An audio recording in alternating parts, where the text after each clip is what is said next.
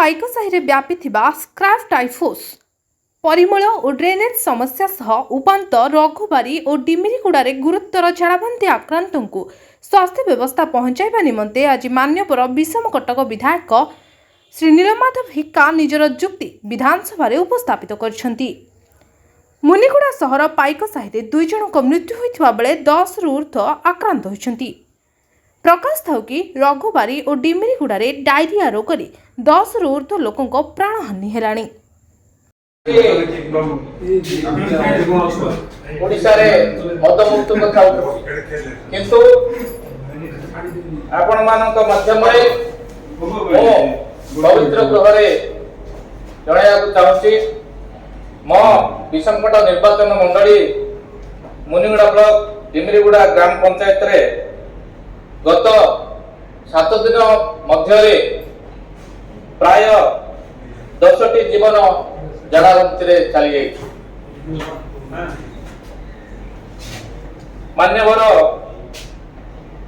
स्वास्थ्य मंत्री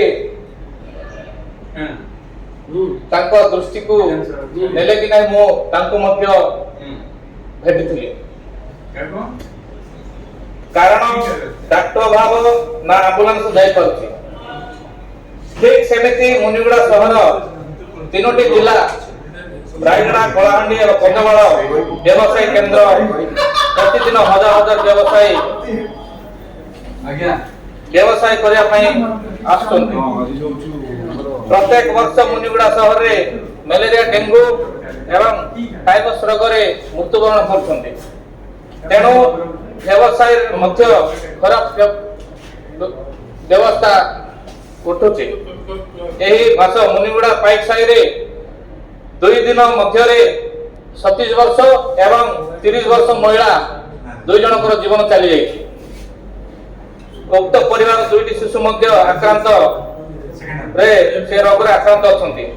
एहार मुख्य कारण पाइकसाही रे जो जमी अछि हमर साइर जो ड्रेनेज अछि ड्रेनेज अवस्था जो प्रकार अयला आवर्जना रे भर्ती हिची तेणु ए मलेरिया और डेंगू माध्यम रे हमर जीवन चली जाउछि।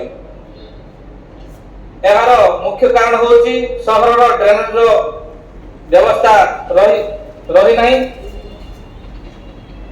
रास्ता लोक से चली मध्य जाई पार नाहंती। डिमिरीगुड़ा पंचायत को एम्बुलेंस पहुंची पार नहीं। मेडिकल रे डॉक्टर अभाव ए संपर्क रे गत सेशन रे मु प्रश्न उठाई सरकार डॉक्टर पोस्टिंग करथिले ए 10टी जीवन जाई न थांता। तेणु मो दाबी अति शीघ्र स्वास्थ्य मंत्री राजधानी रो स्वतंत्र डॉक्टर विशेषज्ञ माननको से पठांतो एवं से मृत्यु मुख्य रो बंचांतो। मो दाबी प्रत्येक मृत्यु परिवार को 10 लाख टंका दिया जाऊ, एम्बुलेंस व्यवस्था करा जाऊ।